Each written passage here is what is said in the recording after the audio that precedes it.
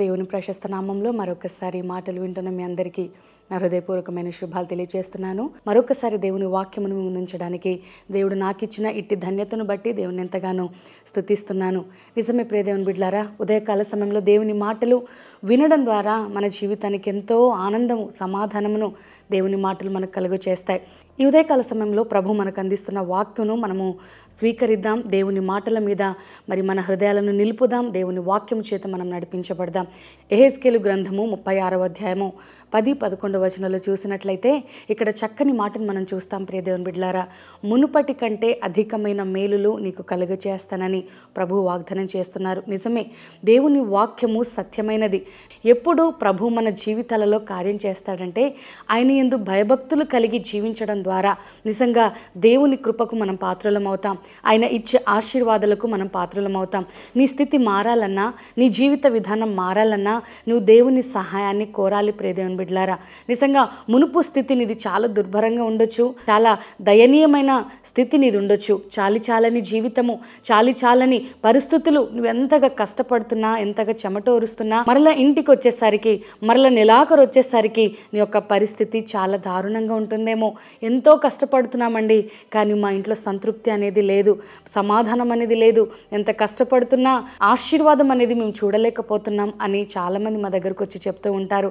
నీ కష్టార్జితము దీవించబడాలన్నా, నీ చేతి పని దీవించబడాలన్నా నీ జీవిత విధానం ముందుగా సరిచేయబడాలి. దేవుని మీద నువ్వు ఆధారపడాలి. అనేకమైన దేవుని మాటలు మేము ముందుంచగలను. అబ్రహాము జీవితాన్ని మనం జ్ఞాపకం చేసుకుంటున్నాం కదా ప్రియ దేవుని బిడ్డలారా. అబ్రహాము జీవితం ద్వారా దేవుడు ఈ ఉదయకాల సమయంలో మనందరితో మాట్లాడుతున్నాడు. దేవుని స్వరముకు లోబడడం ద్వారా దేవుడు అబ్రహాము జీవితంలో కలుగ చేసిన ఆశీర్వాదాలు చాలా ఉన్నతమైనవి. ఊహించని కృపలోనికి, ఊహించని ఆశీర్వాదంలోనికి ప్రభు అబ్రహామును నడిపించాడు. అబ్రహామును వేవేలకు తండ్రి అవుదు అని దేవుడు వాగ్దానం చేశాడు. ఎందుకు ఆ వాగ్దానం ఇవ్వబడిందంటే 100 సంవత్సరాలు వచ్చినా కుమారుడు లేడు, సంతానము లేదు అబ్రహాముకు. కానీ ప్రభు అంటున్నాడు, నువ్వు వేవేలకు తండ్రి అవుతావని. నిజంగా నమ్మాడు ప్రియ దేవుని బిడ్డలారా దేవుని మాటని. ఉదయకాల సమయంలో మునుపటి కంటే అధికమైన మేలులు నీ జీవితంలో కలుగ చేస్తానని ప్రభు వాగ్దానం చేస్తున్నప్పుడు ఆ మాటను నమ్ముతున్నావా? ఎక్కడండి, మా జీవితంలో ఆశీర్వాదం అనేది లేదు, మాకు ఆశలు కూడా లేవు, ఆ నమ్మకం మాకు లేదండి. ఎందుకంటే కొన్ని సంవత్సరాల తరబడి మా పుట్టుక నుంచి కూడా దరిద్రమే మమ్మల్ని వెంటాడుతూ ఉందని మీరు అనుకోవచ్చు. కానీ నీ స్థితి మార్చే దేవుడు మునుపటి కంటే అత్యధికమైన మేలులు, ఆశీర్వాదాలు, కృపలు నీ జీవితంలో కలగ చేయాలని ఈ స్వరాన్ని ప్రభు నీకు వినిపిస్తున్నాడేమో. విని నువ్వు లోబడితే నీ జీవితంలో మేలు పొందుతావు. యోబును మనం గమనించినట్లయితే ప్రియ దేవుని బిడ్డలారా, ఆయన స్థితి చాలా ఉన్నతమైనదే. ఊజు దేశంలో ఆయన వంటి ధనవంతుడు ఎవరు లేరని మనం చూస్తున్నాం. దేవుని ఆశీర్వాదం పొందినవాడు, దేవుని భయభక్తులో మరి నడుస్తున్నవాడే. ఎందుకు ఆయనకు శ్రమ వచ్చింది, శోధన వచ్చిందంటే కొన్నిసార్లు ప్రభువే మన జీవితాల్లో శోధనలను అనుమతింప చేస్తాడు. ఎందుకంటే మనం దేవుని మీద ఏ విధంగా ఆధారపడతామో, మనకు దేవుని మీద ఉన్న ప్రేమ ఎటువంటిదో తెలుసుకోవడానికి ఒక చిన్న పరీక్ష నీ జీవితంలో వస్తూ ఉంటుంది. అదే పరీక్ష యోబు జీవితంలో కూడా వచ్చింది. మన స్థితి మునుపు కొద్దిగా ఉన్నా, చాలని స్థితి ఉన్నా, మరి చిల్లు సంచిలో వేసినట్లుగా మన పరిస్థితులు ఉన్నా, నిజంగా పిల్లల విషయంలో కాంప్రమైజ్ అయిపోవడం, బట్టలు కొనాలన్నా కొనలేని పరిస్థితి, చక్కని ఆహారం పెట్టాలన్నా పెట్టలేని పరిస్థితి, ఎంతో బాధాకరమైన పరిస్థితులు నీ జీవితంలో ఉన్నాయేమో. అయితే దేవుడు అంటున్నాడు, నీ స్థితి మునుపు కొద్దిగా ఉన్నా తుదకు నువ్వేమవుతావు? మహాభివృద్ధి పొందుతావు. యోబు గ్రంథం ద్వారా దేవుడు మనతో మాట్లాడుతున్నాడు.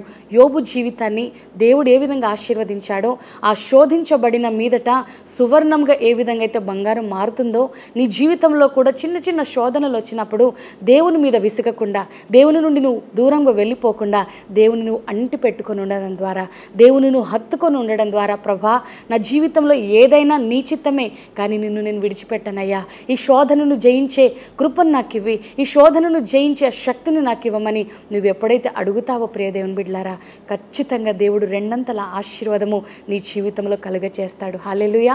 ఈ ఉదయకాల సమయంలో ఈ మాటలు వింటున్న ప్రియ దైవ జనాంగమా, దేవుని ఆత్మచేత మరి నీకు వినిపించబడుతున్న ఈ మాటలను నమ్మి నీ హృదయంలో ఈ మాటలను భద్రపరుచుకో.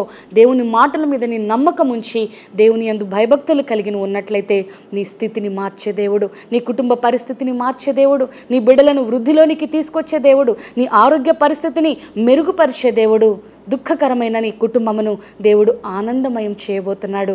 కాబట్టి ఉదయకాల సమయంలో ఈ మాటల మీద నమ్మకం ఉంచండి. దేవుని సన్నిధిలో ప్రార్థించే బిడ్డలుగా ఉండండి. దేవుడు మిమ్మల్ని ఖచ్చితంగా దీవిస్తాడు, ఆశీర్వదిస్తాడు. ఈ మాటలు మనందరి వినికిడిలో దేవుడు స్థిరపరిచి ఆదరించెను గాక. తలలు వంచండి. చిన్న ప్రార్థన. మమ్మల్ని మిక్కిలిగా ప్రేమించిన మా ప్రియ యేసయ్య, ఈ ఉదయకాల సమయంలో చక్కని మాటల ద్వారా మమ్మల్ని బలపరిచినందుకు నీకు స్తోత్రాలు. మొదట నీ స్థితి కొద్దిగా ఉన్నా తుదకు నువ్వు మహాభివృద్ధి పొందుతావని, మునుపటి కంటే అధికమైన మేలులు నీ జీవితంలో కలుగచేస్తావని నాయనా మా అందరితో మీరు మాట్లాడినందుకు వందనాలు. ఈ స్వరం వింటున్నప్పుడే, ఈ ప్రార్థనలో ఏకీభవిస్తున్నప్పుడే నీ బిడ్డల జీవితంలో గొప్ప ద్వారాలు తెరవబడును గాక. యేసు నామములో నీ బిడ్డల కార్యాన్ని పొందుకొందురు గాక. నాయనా కార్యం చేయండి.